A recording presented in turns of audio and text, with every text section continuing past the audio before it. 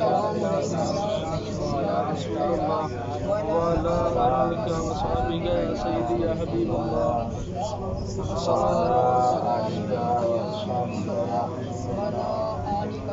السلام والسلام علیک یا نبی اللہ وعلی آلک و اصحابک یا سیدی یا رحمت للعالمین.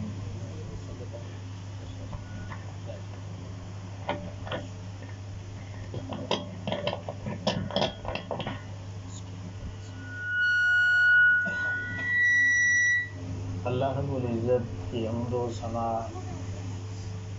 اور آقا کریم صلی اللہ تعالی علیہ وآلہ وسلم کی بارگاہ ناز میں درود و سلام کا نذرانہ پیش کرنے کے بعد آپ تمامی احباب کو السلام علیکم ورحمۃ اللہ وبرکاتہ.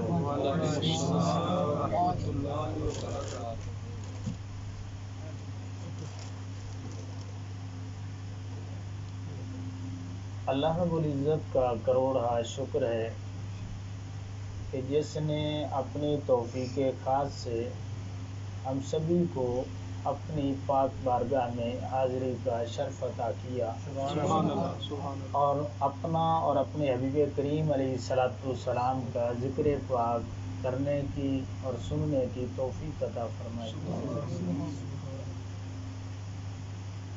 میں آپ تمامی احباب کا بالعموم اور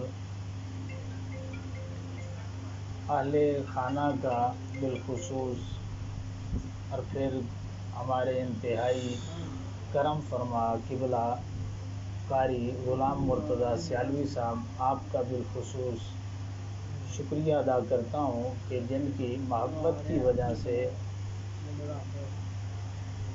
مجھے آج کی محفل پاک میں حاضری کا شرف حاصل ہو رہا ہے.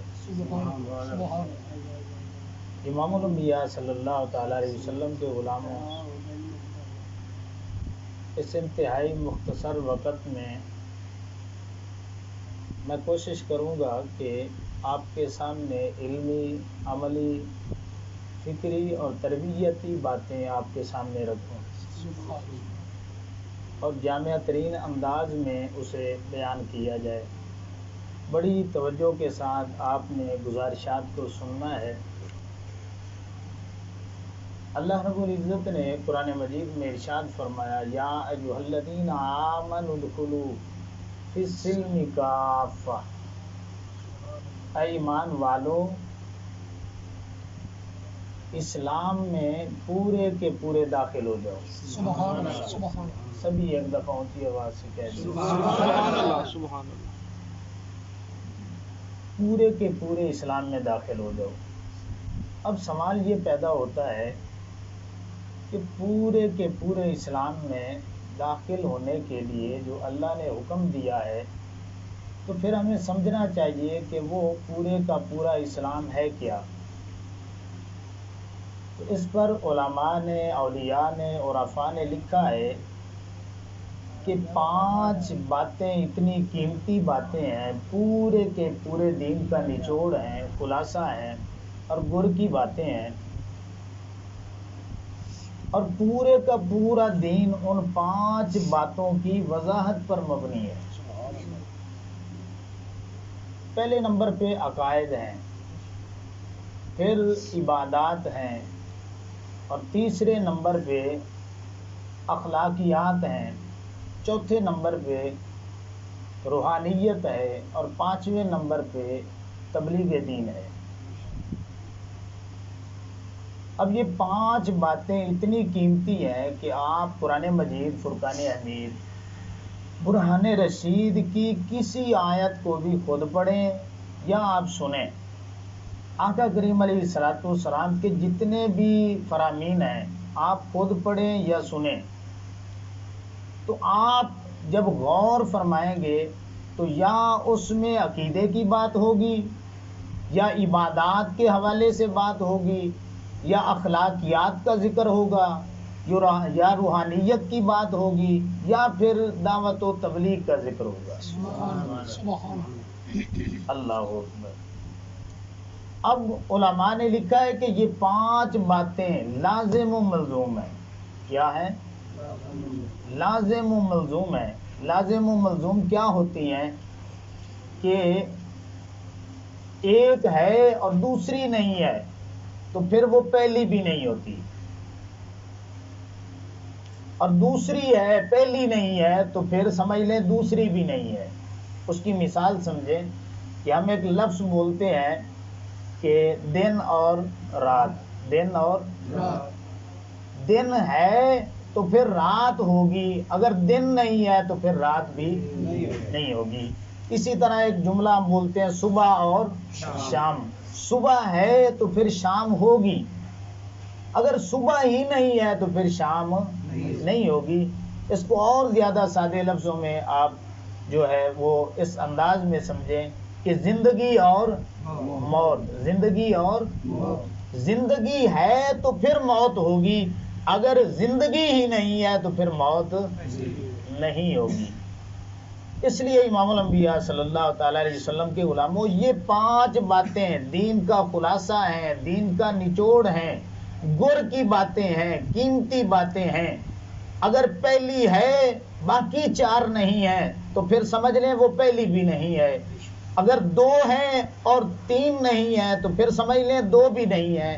حتیٰ کہ علماء نے لکھا ہے کہ 4 ہیں اور 5ویں نہیں ہے تو پھر سمجھ لیں ممکن ہے اللہ رب العزت ان 4 باتوں کو بھی رد فرما دے.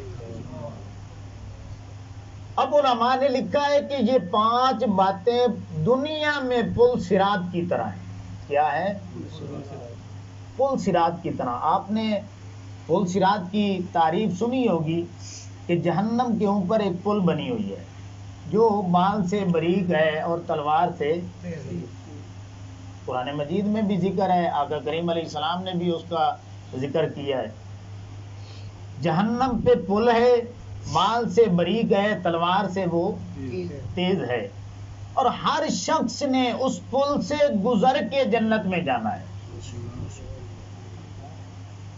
اب دنیا میں کوئی ایسی مثال نہیں بنتی اور نہ کوئی ہے. کوئی ہے آپ نے دنیا میں پل سن رکھی کہ وہ بال سے باریک ہو تلوار سے تیز ہو؟ نہیں ہے. تو ہم بندوں کا یہ سوال ہے، اے مالک و مولا، جہنم کے اوپر تو نے بنائی ہے پل، اور اتنی سخت پل بنی ہوئی ہے کہ ہر شخص نے گزر کے جنت میں جانا ہے تو اسی سے ہی گزرنا پڑے گا. بال سے باریک ہے، تلوار سے تیز ہے، تو کوئی دنیا میں مثال ہے؟ اللہ فرماتا ہے میرے بندو دنیا میں مثال موجود ہے. اے مالک کون سی مثال ہے؟ اب علماء نے ایک مثال دی ہے کہ دنیا میں آپ نے دیکھا ہوگا کہ لوگ رسوں پہ جو ہے وہ چلتے ہیں. رسوں پہ چلتے ہیں یا نہیں چلتے؟ وہ ایک دن میں نہیں چل لیتے بلکہ پریکٹس کرتے ہیں، کئی بار گرتے ہیں، اٹھتے ہیں، پھر چلتے ہیں. ایک دن آتا ہے کہ پھر رسوں پہ چلنے کی ان کی پریکٹس ہو جاتی ہے.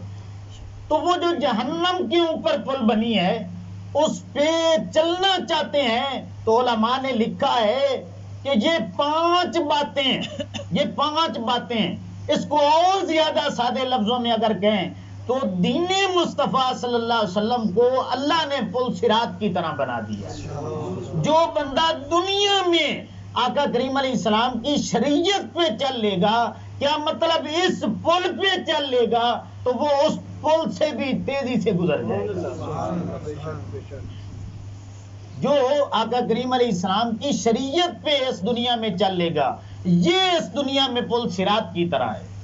تو جو یہاں پہ اس پل پہ چل لے گا تو وہ اس پل پہ بھی علماء نے لکھا ہے وہ چل لے گا. اللہ اکبر. تو امام الانبیاء صلی اللہ تعالی علیہ وسلم کے غلاموں ہم میں سے کتنے ہیں جنہوں نے اس پل کی تیاری کے لیے اس پل پہ پریکٹس اپنی شروع کی ہوئی ہے؟ آقا کریم علیہ السلام کی شریعت پہ چلنے کی پریکٹس ہم میں سے کتنے لوگ ہیں جو کر رہے ہیں؟ اور پورا جو دین ہے، خلاصہ ہے، نچوڑ ہے، وہ عقائد ہیں، عبادات ہیں، اخلاقیات ہیں، روحانیت ہے اور تبلیغ دین ہے. اس سے نکل کر کے کوئی بھی چیز دین کی باہر نہیں ہے، یہ ذہن میں رکھ لیں. اللہ اکبر. اب ایک سوال ہے کہ عقائد میں کیا چیزیں آتی ہیں؟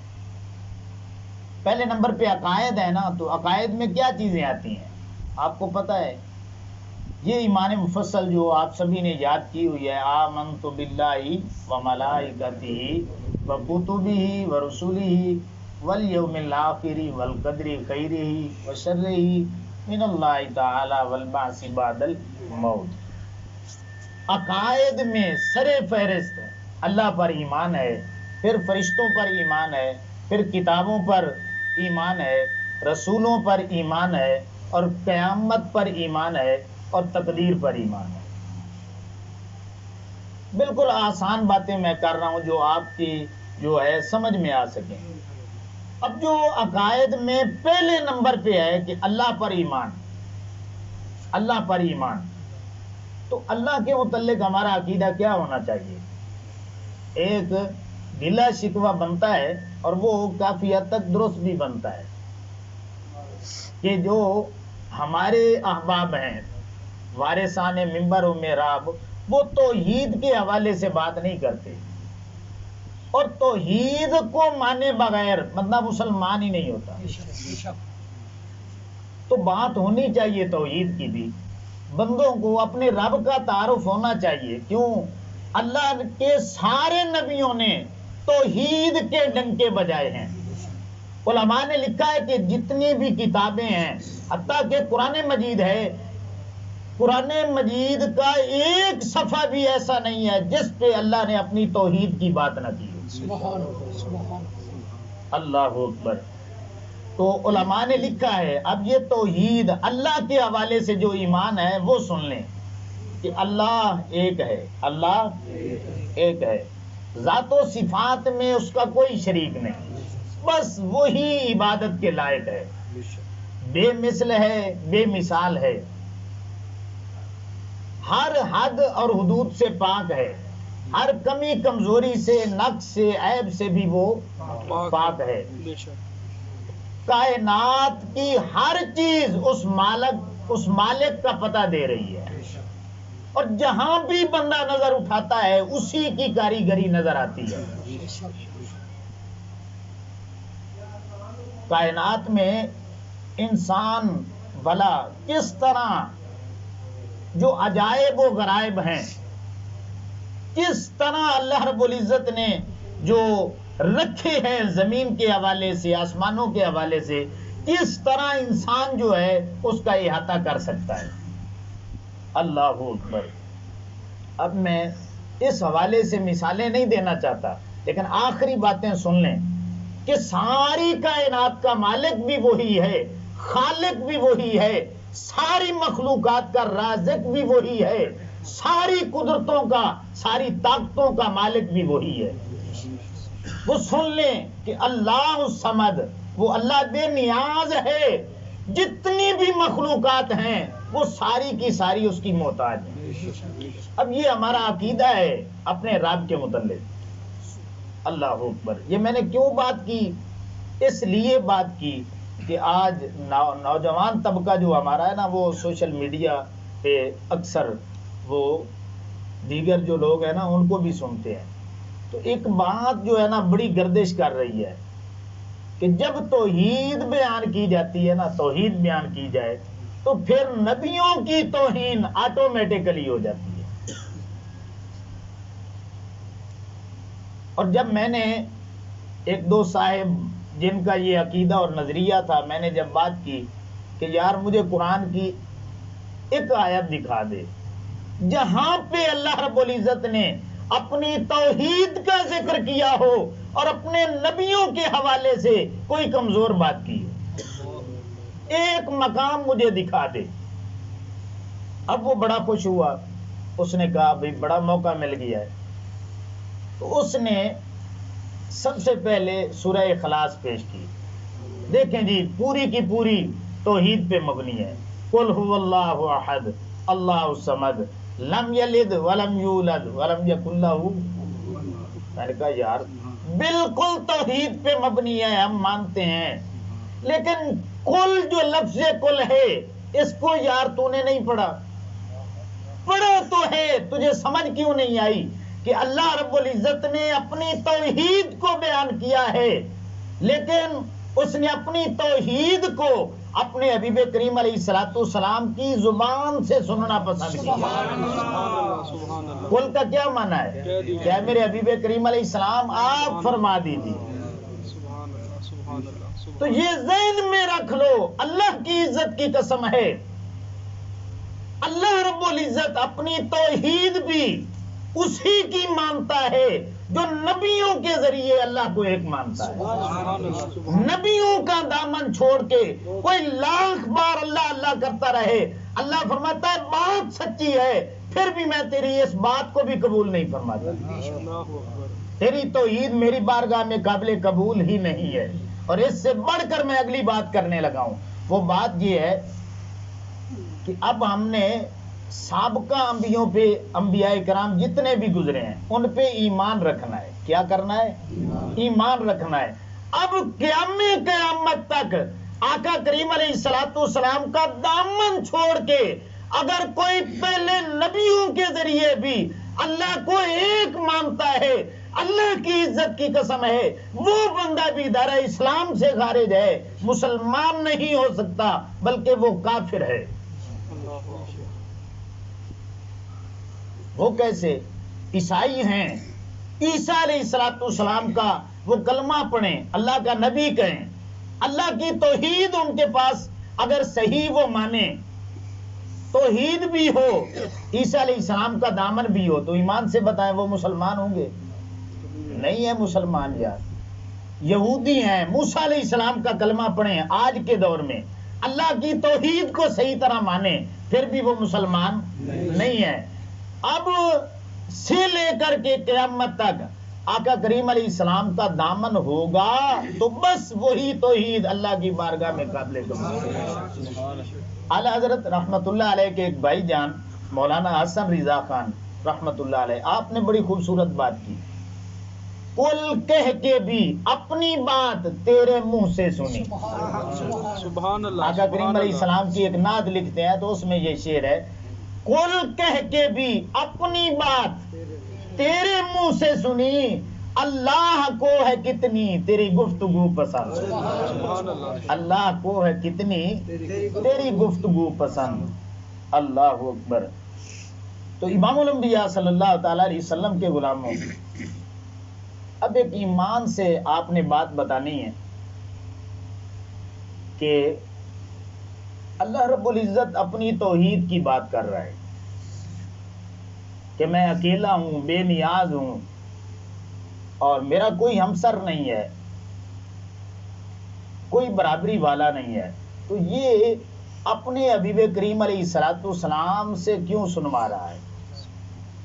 اے مالک، ہمارا سوال ہے، جب تیرے پاس طاقت موجود ہے، قدرت موجود ہے اور یہ ساری تیری مخلوقات ہیں، تو اپنی توحید کی بات کر، ڈائریکٹ اپنے بندوں سے بات کر سکتا ہے یا نہیں کر سکتا؟ کر سکتا ہے، لیکن وہ کرتا نہیں ہے۔ اے مالک، تو کر سکتا ہے، پھر بھی اپنے بندوں کی جو ہے، اپنے بندوں سے اپنی توحید کی ڈائریکٹ بات کیوں نہیں کرتا؟ اللہ فرماتا ہے میرے بندو لفظ کل پہ غور کرو، کر سکتا ہوں پھر بھی نہیں کرتا، کیوں؟ تمہیں یہ پیغام دینا چاہتا ہوں، میں مالک ہو کر طاقت کے باوجود کر بھی سکتا ہوں، لیکن کیوں نہیں کرتا؟ اس سوال کا جواب میں نے قرآن میں لفظ کل لگا کے دے دیا ہے۔ جب میں مالک ہو کر اپنے حبیب کریم علیہ السلام کو چھوڑ کر اپنی بات تم سے نہیں کرتا تو میرے بندو تم تو عاجز ہو، تم میرے حبیب کا دامن چھوڑ کے مجھ تک کیسے پہنچ سکتے ہو؟ سبحان اللہ میرے حبیب کریم علیہ السلام کا دامن چھوڑ کر کے تم مجھ سے کیسے باتیں کر سکتے ہو؟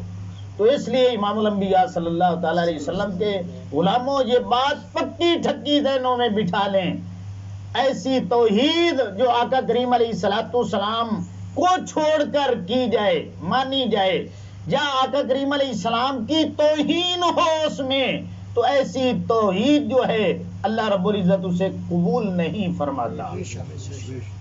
اللہ اکبر۔ تو امام الانبیاء صلی اللہ تعالی علیہ وسلم کے غلاموں، آگے چلیں، فرشتوں پر ایمان۔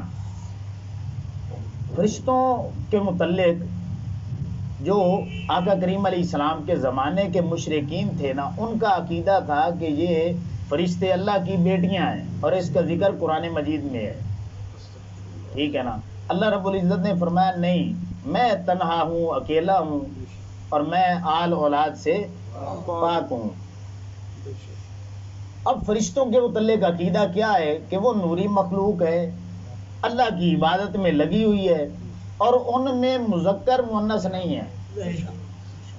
یہ ہماری فقہ کی کتابوں میں لکھا ہوا ہے، جو یہ درس نظامی کی کتاب ہے عقائد نصفی، تو امام نصفی نے لکھا ہے، جتنے بھی فقہا سابقہ گزرے ہیں انہوں نے بھی لکھا ہے فرشتوں میں مذکر مؤنث نہیں ہے۔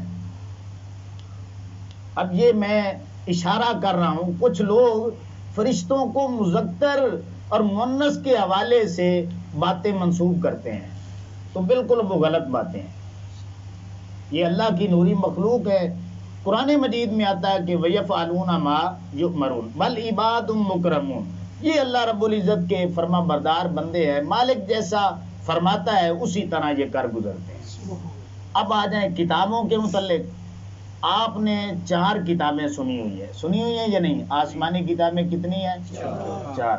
لیکن 100 صحیفہ بھی اللہ رب العزت نے انبیاء کرام علیہم الرضوان پہ وہ بھی نازل کیا ہے، اس کا ذکر بھی قرآن مجید میں ہے، سورہ اعلیٰ میں بھی آتا ہے اور جگہوں پہ بھی ہے، صحف ابراہیم و موسیٰ۔ 100 صحائف اور 4 جو ہیں وہ آسمانی کتابیں، ٹوٹل کتنے ہو گئے؟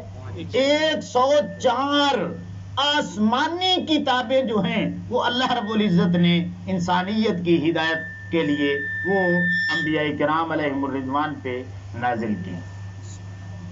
اچھا، اب جو عقیدہ ہے وہ سمجھ لیں، وہ عقیدہ یہ ہونا چاہیے کہ جتنی بھی آسمانی کتابیں ہیں نا، اس وقت وہ بدل چکی ہیں، اس وقت وہ اصلی حالت میں نہیں ہے۔ صرف قرآن مجید ایک ایسی کتاب ہے کہ یہ اصلی حالت میں موجود ہے، اصلی حالت میں موجود ہے، اور اس کا ذمہ جو ہے اللہ رب العزت نے خود اٹھایا ہے۔ اس کی حفاظت کا ذمہ اللہ رب العزت نے خود اٹھایا ہے۔ اچھا، سابقہ بھی کتابیں ہیں، ان پہ ایمان لانا ضروری ہے کہ وہ سچیاں تھیں، بالکل سچی کتابیں تھیں، وہ نبی بھی سچے تھے، لیکن اس وقت وہ بدل چکی ہیں۔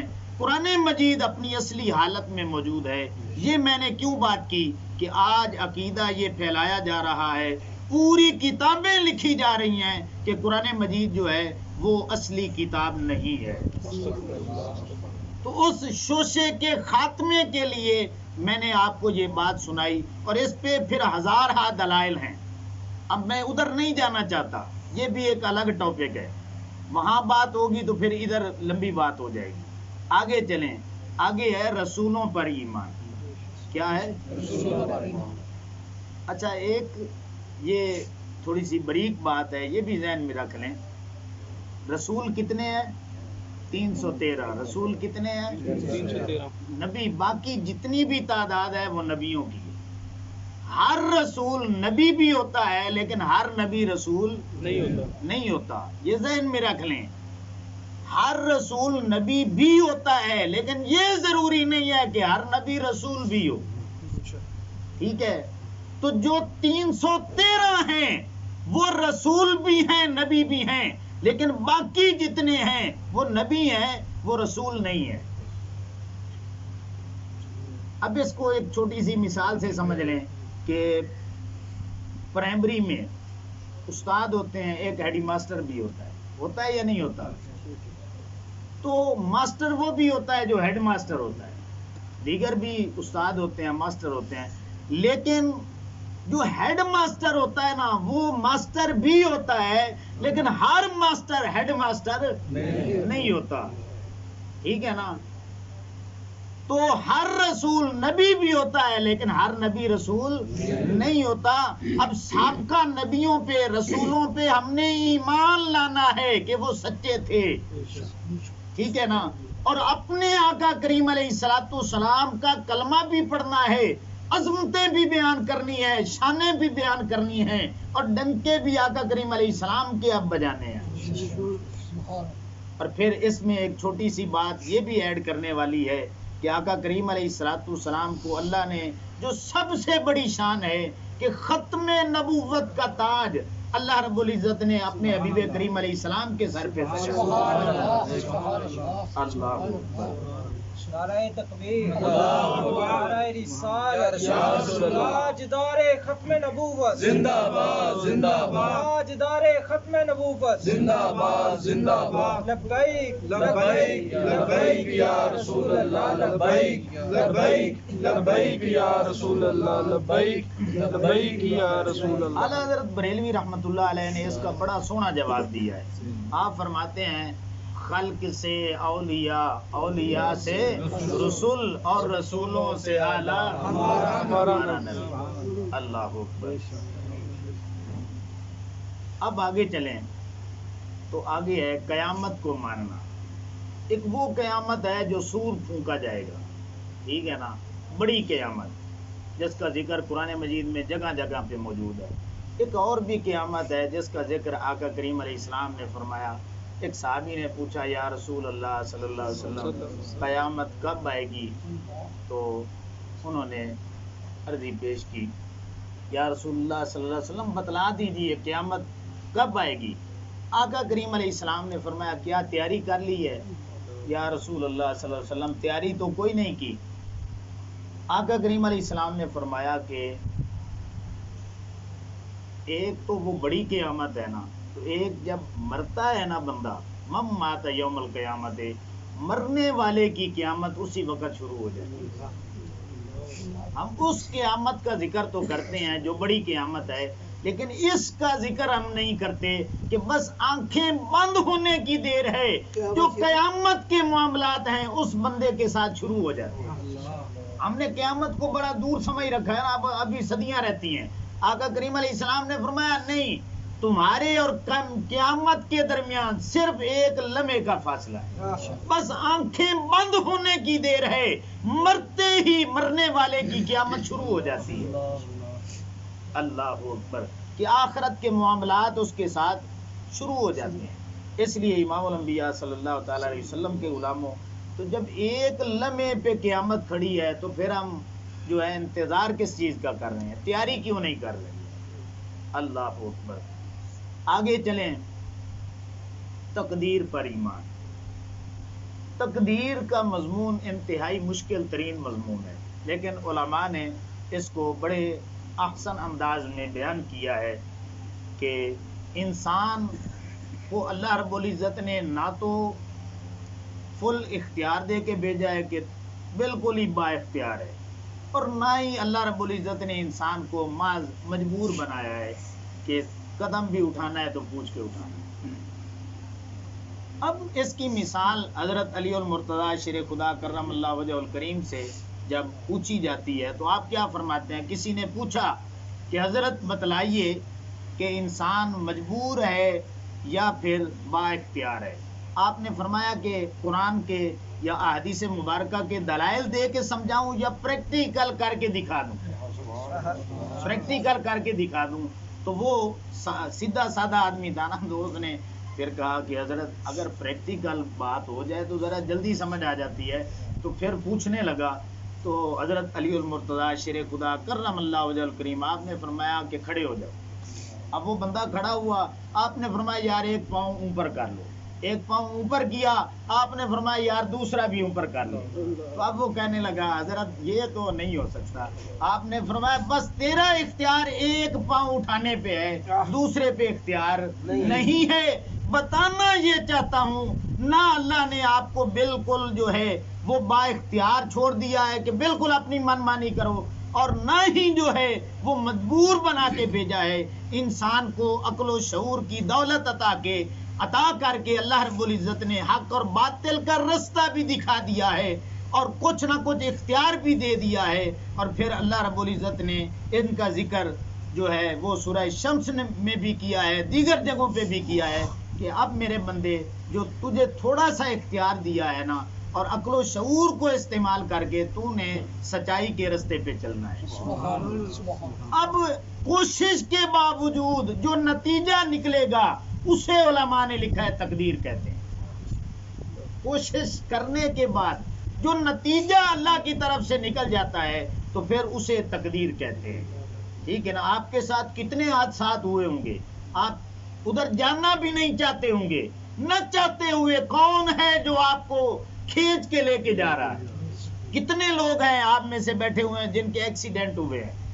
تو آپ تھوڑا سا توجہ کریں, آپ ادھر جانا ہی نہیں چاہتے تھے لیکن ایسی مجبوری کیا بنی, نہ چاہتے ہوئے بھی آپ کو وہ روٹ اختیار کرنا پڑا, وہاں پہ جانا پڑا اور اچانک آپ کے ساتھ حادثہ ہو جاتا ہے. تو اسی کو تقدیر کہتے ہیں. جہاں پہ بندہ کچھ نہ کر سکے, سب کچھ کرتے کرتے کچھ نہ کر سکے, تو وہاں پہ پھر اللہ رب العزت کی تقدیر شروع ہوتی ہے. تو یہ عقائد کے حوالے سے میں نے بنیادی باتیں کی. اب اگلا جو مرحلہ ہے وہ عبادات کا ہے. عبادات میں مختصر بات کرنا چاہتا ہوں کہ ایک حدیث پاک جو حضرت عبداللہ بن عمر رضی اللہ تعالیٰ عنہ کی ہے, بڑی مشہور ہے, برکت کے لیے عربی میں پڑھ لیتے ہیں کہ بنی الاسلام علی خمس شہادت اللہ الہ الا اللہ وحدہ لا شریک لہ واشہد ان محمدا عبدہ ورسولہ واقام الصلاۃ وایتاء الزکوٰۃ والحج وصوم رمضان. آقا کریم علیہ السلام نے فرمایا اسلام کی بنیادیں جو ہیں وہ 5 ہیں. ایک کلمہ شہادت ہے, پھر نماز ہے, روزہ ہے, زکوٰۃ ہے اور حج ہے. اب اس کو مزید جب قرآن حدیث کو ہم ملاتے ہیں تو ایک نتیجہ نکلتا ہے. وہ کیا ہے کہ کلمہ شہادت کے بعد نماز فرض ہے, روزہ فرض ہے, صاحب نصاب پہ زکوٰۃ, صاحب استطاعت پہ حج, عشر فصلوں کی جو زکوٰۃ ہے وہ بھی واجب ہے, اور اسی طرح جو صدقہ فطر ہے وہ بھی واجب ہے. اب عبادات کا تعلق حقوق اللہ کے ساتھ. اب اس کو ایڈ کرتے ہیں, آگے چلتے ہیں. اگلا جو پورشن ہے وہ ہے اخلاقیات کا. کیا ہے؟ جسے معاملات بھی کہتے ہیں. ٹھیک ہے نا. اخلاقیات کیا ہیں؟ وہ حقوق العباد ہے. حقوق ماں باپ کے حقوق, بیوی بچوں کے حقوق, رشتہ داروں کے حقوق, پڑوسیوں کے حقوق, غریبوں کے حقوق, ہر مسلمان کے دوسرے مسلمان پہ. اب اس کی مختصر وضاحت یہ ہے کہ جب ماں باپ کے حقوق سرے فہرست ہیں تو پھر باپ سے بھی 3 گنا بڑھ کے جو حق ہے وہ ماں کا ہے. اخلاقیات میں, معاملات میں, بندوں کے حقوق میں پہلے نمبر پہ مجھ پہ اور آپ سبھی پہ جس ہستی کا حق ہے باپ سے بھی 3 گنا زیادہ, اس ہستی کا نام ماں ہے. پھر باپ کا حق ہے, اور پھر آپ کی بیوی اور بچوں کے حقوق ہیں. وہ کیا ہیں کہ آپ نے تمام بنیادی ضروریات جو ہیں وہ اپنی بیوی کو, اپنے بچوں کو جو ہے وہ دینی ہے. ان کی جو تربیت ہے آپ نے ہر حوالے سے اس کا خیال رکھنا ہے, یہ بھی آپ کی ذمہ داری ہے. اچھا کھانا دینا ہے تو اچھی تعلیم بھی دینی ہے, تربیت بھی دینی ہے, یہ بھی ان کا حق ہے جو ہم سبھی نے ادا کرنا ہے. آگے چلیں. پڑوسیوں کے حقوق. پڑوسیوں کے حقوق کے حوالے سے صرف ایک اشارہ کروں گا. یہ سورہ ماعون ہے نا, ماعون, ماعون لفظ آپ پڑھ کے دیکھ لیں, حدیث مبارکہ میں موجود ہے. صحابہ بیان کرتے ہیں کہ آقا کریم علیہ السلام سے ہم نے پوچھا کہ یہ ماعون کیا ہے, ماعون کیا چیز ہے؟ تو آقا کریم علیہ السلام نے فرمایا کہ ایک پڑوسی جب دوسرے سے جو عاریتاً چیزیں تھوڑی دیر کے لیے بندہ لیتا ہے نا, یہ چھری دے دیں, یہ پلاس دے دیں, یہ جو ہے فلانی چیز دے دیں, چھوٹی چھوٹی چیزیں جو تھوڑی دیر بندہ لیتا ہے اور پھر واپس کر دیتا ہے, اس کا ذکر سورہ ماعون میں موجود ہے. اللہ رب العزت نے فرمایا میرے بندو اگر تمہارا پڑوسی کوئی تھوڑی دیر کے لیے کوئی چیز مانگ لے تو پھر منع نہیں کرنا, اس کو دے دینا. اچھا صحابہ بیان کرتے ہیں, سیاستہ کی حدیث پاک ہے, ہم جو ہے نا کھانا لینے کو بھی ماعون میں شامل کرتے ہیں. ٹھیک ہے نا, کھانا پرانے وقتوں میں یہ بڑا رواج تھا، یہ بزرگ بیٹھتے ہیں کہ جب اچھا کھانا بنتا تھا نا تو ہم پڑوسیوں کو بھی بھیجا کرتے، ان کے ہاں بنا تو وہ بھی بھیجا کرتے تھے۔ ان چیزوں کو بھی صحابہ کرام بیان کرتے ہیں ہم معاون میں شامل کیا کرتے ہیں۔ آج یہ شاید ایسی کوئی صورتحال بن چکی ہے کہ ہمیں پڑوسیوں کا عطا پتہ نہیں ہے، خبر بھی نہیں ہے۔ یعنی اس حد تک بھی ہم نے اپنے پڑوسیوں کا خیال رکھنا ہے۔ قرآن مجید میں بھی ذکر ہے، احادیث مبارکہ میں بھی۔ اب غریبوں کا جو ہے خیال رکھنا، غریب جو حقدار ہیں، مانگنے والے ہیں، سائلین ہیں، وہ جب آتے ہیں تو قرآن مجید میں آتا ہے میرے بندو تمہارے رزق میں ان کا بھی حصہ موجود ہے، یار اپنی طرف سے نہ دو، جو ان کا حصہ بنتا ہے بس وہ دے دو۔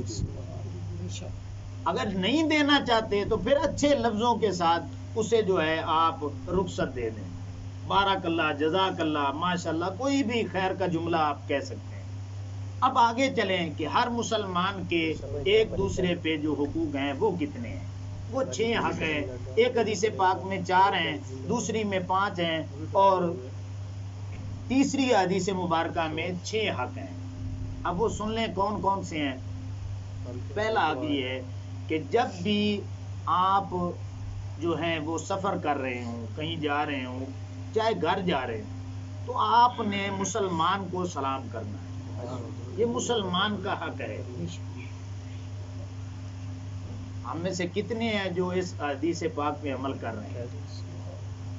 صحابہ کرام بیان کرتے ہیں کہ ایک جھاڑی آ جاتی نا، جھاڑی، اس کو کہہ لیں ایک پلر آ گیا ہے، ادھر سلام دیا ہے، جھاڑی آ گئی ہے، پھر ملاقات ہوئی ہے، پھر صحابہ کرام سلام کر دیا کرتے۔ ہم کہتے ہیں یار ابھی گلی میں ملا ہے تو ابھی بس 2 منٹ ہی ہوئے نا تو اب ہم سلام نہیں دیتے۔ اب صحابہ کرام کا معمول پڑھیں تو حضرت عبداللہ ابن عمر رضی اللہ تعالیٰ عنہ جب شام ہوتی تو پھر ایک دفعہ کسی ساتھی کو کہتے آؤ ایک چکر جو ہے بازار کا لگا کے آتے ہیں، تو وہ کہتے حضرت کوئی کام ہے، کوئی چیز لینی دینی ہے؟ آپ فرماتے ہیں نہیں لینی دینی نہیں ہے، لیکن 40 کا عدد میں نے سلام کے حوالے سے پورا کرنا ہے کہ آج جو ہے وہ 40 بار میں کسی مسلمان کو سلام نہیں کہہ سکتا۔ اس تعداد کو پورا کرنے کے لیے آپ بازار کا سفر وہ کیا کرتے تھے۔ سلام کرنا یہ مسلمان کا کیا ہے؟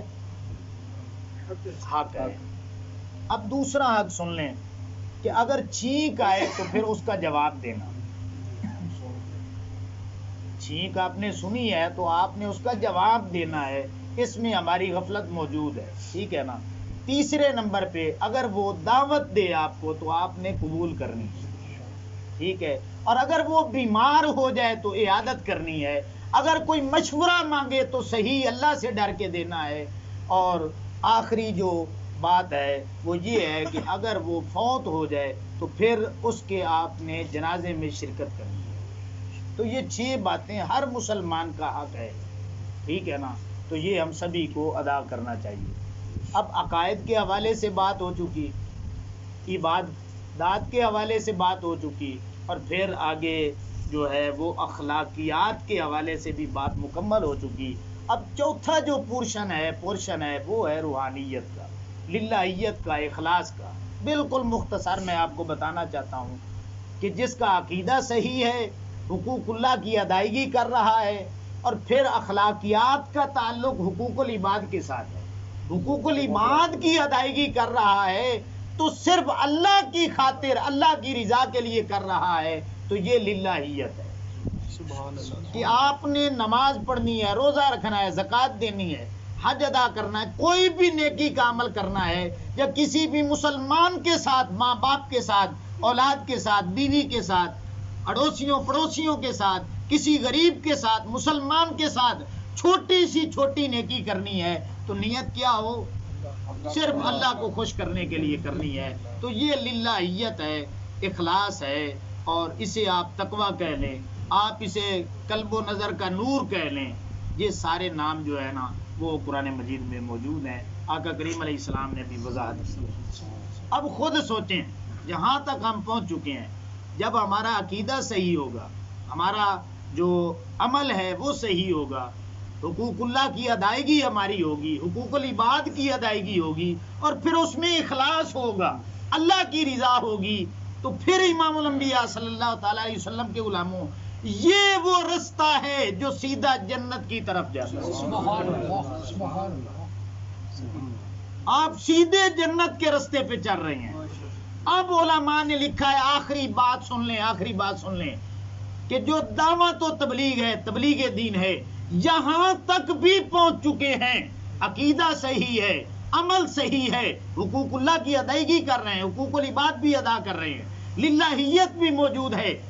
جس رستے پہ آپ چل رہے ہیں، اگر یہ رستہ دوسروں کو نہیں دکھاتے تو پھر ممکن ہے اللہ رب العزت آپ کے ساری عبادات پہ، اخلاقیات پہ، جتنے بھی اعمال ہے وہ رد فرمائے.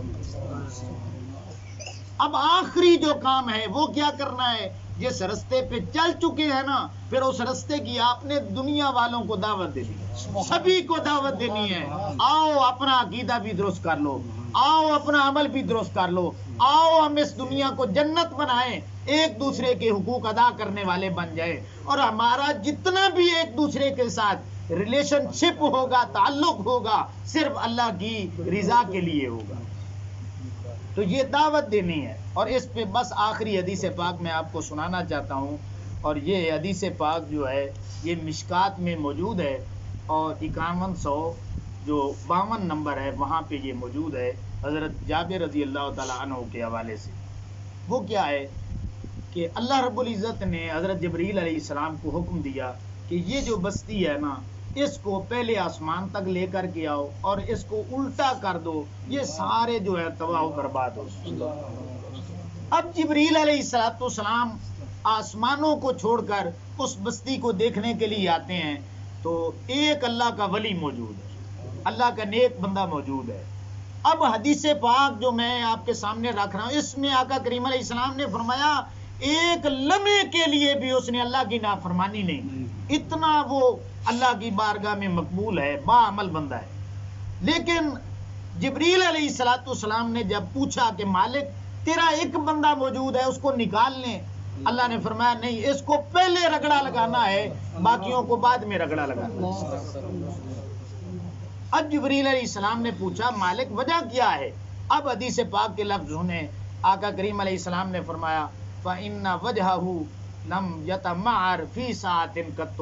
یہ عجیب میرا بندہ ہے کہ ساری دنیا گناہوں میں ملوث ہے، وہ میری مخالفت میں اٹھ کھڑے ہوئے ہیں، اسے اپنی جنت کی پڑی ہے، ایک لمحے کے لیے بھی اس کے ماتھے پہ شکن نہیں پڑا کہ یہ کیوں جہنم کے رستے پہ چل چکے ہیں.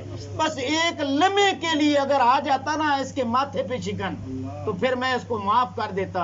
بس اپنی جنت پکی کرنے کے چکروں میں یہ میری عبادت کرتا رہا ہے، اس لیے مجھے اس پہ بڑا غصہ ہے.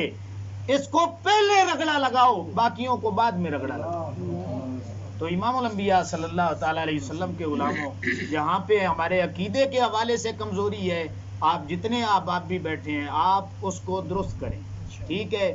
توحید جو کوئی کہے ڈنکے کی چوٹ پہ بیان کریں، یہ ذہن میں رکھ لیں.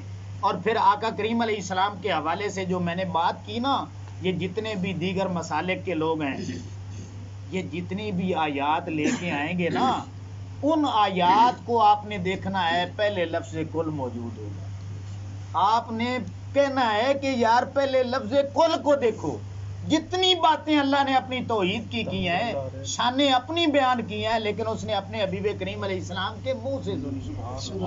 ٹھیک ہے، یہ آپ کو میں نے ایک جو ہے وہ جواب دینے کا طریقہ بھی بتلا دیا ہے. اور پھر اعمال بھی کریں، زندگی موت کا پتہ نہیں ہے، لمحہ بلمحہ ہم موت کے قریب ہوتے جا رہے ہیں، نہ جانے اگلا لمحہ ہماری قیامت شروع ہو جائے. اس لیے تیاری کی کوشش کریں، نمازیں پڑھیں، روزے رکھیں، صاحب نصاب ہیں زکوٰۃ دیں، صاحب استطاعت ہیں حج ضرور ادا کریں. ورنہ آقا کریم علیہ السلام نے فرمایا جو صاحب استطاعت ہو کر کے حج نہیں ادا کرے گا، آقا کریم علیہ السلام نے فرمایا چاہے یہودی ہو کے مرے چاہے عیسائی ہو کے مرے. اپنے اخلاقیات ہیں، ماں باپ کے، بیوی بچوں کے، دیگر جو حقوق ہیں وہ ہم سب ادا کرنے کی کوشش کریں. اور آج سے یہ نیت کر لیں میں نے جو کوئی بھی نیکی کا کام کرنا ہے، جس کے ساتھ بھی بھلائی کرنی ہے، اس سے بدلہ لینے کے لیے نہیں کرنی، اور نہ ہی کوئی دنیا میں ریاکاری اور شہرت اور دکھلاوے کے لیے کرنی ہے، بلکہ اللہ کی رضا کے لیے کرنی ہے۔ اور جب اس حد تک آپ کا قلب و باطن پاک ہو جائے، سینہ صاف ہو جائے، اندر بھی نور موجود ہو، باہر بھی نور موجود ہو، تو پھر اس نور کو اپنے تک نہیں رکھنا، وہ نور لے کر کے آپ نے نکلنا ہے، گلی میں نکلنا ہے، محلے میں نکلنا ہے، پوری دنیا تک آقا کریم علیہ السلام کے دین کا اس نور، قرآن کے اس نور کو گلی گلی، محلے محلے، اور پھر اپنے ملک کی سطح تک، پوری دنیا تک ہم سب نے پہنچانا ہے۔ یہ ہماری ذمہ داری ہے۔ تو اس لیے امام الانبیاء صلی اللہ تعالی علیہ وسلم کے غلاموں، میں نے یہ کوشش کی کہ جامع انداز میں آپ کے سامنے پورے کے پورے دین کے خلاصے کو، نچوڑ کو آپ کے سامنے جو ہے وہ میں بیان کر سکوں۔ یہ شاید میں سمجھتا ہوں کہ بلا شاہ صاحب آپ کی آمد ہے اور آپ کا فیضان ہے کہ الحمدللہ شاہ جی نے جو ایک بات کی ہے نا، وہ بڑی مزے کی ہے۔ یار یہ نہ دیکھیں تعداد کتنی ہے، یہ دیکھیں محبت والے سننے کے لیے جو آئے بیٹھے ہیں، وہ آقا کریم علیہ السلام کی مجلس میں آئے بیٹھے ہیں۔ اب معراج کی آخری بات میں جو شاہ صاحب کی وجہ سے شاید مجھے یاد آئی ہے، معراج کے حوالے سے حدیث پاک میں آتا ہے کہ آقا کریم علیہ السلام نے فرمایا کہ میں جنت میں جاتا ہوں، میرا استقبال کرنے حضرت سیدنا سید الشہداء امیر حمزہ رضی اللہ تعالیٰ عنہ تشریف لاتے ہیں، میرا استقبال کرتے ہیں۔ میں پوچھتا ہوں چچا جان بس ایک بات بتا دیں یا رسول اللہ صلی اللہ علیہ وسلم، کون سی بات؟ آقا کریم علیہ السلام فرماتے ہیں چچا حمزہ بات یہ ہے کہ اللہ رب العزت کی بارگاہ میں سب سے مقبول ترین عمل کون سا ہے، محبوب ترین عمل کون سا ہے، اور وہ عمل بتلائیے جو میزان پر بھی وزنی ہو، اللہ کی بارگاہ میں مقبول بھی ہو، میزان پر بھی وزنی ہو، وہ عمل بتلائیے۔ تو حضرت امیر حمزہ رضی اللہ تعالیٰ آپ فرماتے ہیں یا رسول اللہ صلی اللہ علیہ وسلم آپ پہ درود پڑھنا یہ اللہ کی بارگاہ میں بڑا فضیلت والا عمل ہے، میزان پہ بڑا وزنی عمل ہے۔ سبحان اللہ، سبحان اللہ۔ پھر آقا علیہ السلام فرماتے ہیں کوئی اور عمل، اب صحیح حدیث پاک جو مستدرک للحاکم میں موجود ہے اور صحابہ کے احوال جتنے بھی علماء نے کتابیں لکھی ان میں موجود ہے کہ حضرت امیر حمزہ رضی اللہ تعالیٰ عنہ آپ کہنے لگے یا رسول اللہ صلی اللہ علیہ وسلم اگر کوئی آپ کی شان سننے کے لیے، آپ کی عظمتیں سننے کے لیے محفل بپا کرتا ہے، یہ عمل بھی اللہ کی بارگاہ میں بڑا ہی مقبول ہے۔ تو آج کی محفل الحمدللہ یہ فرحان بچے کے والد نے، انہوں نے منظور صاحب نے بڑی محبت کے ساتھ انہوں نے دعوت دی اور مجبور کیا کہ ضرور آنا ہے۔ تو اللہ رب العزت میری آپ کی سبھی کی اور ان کی جو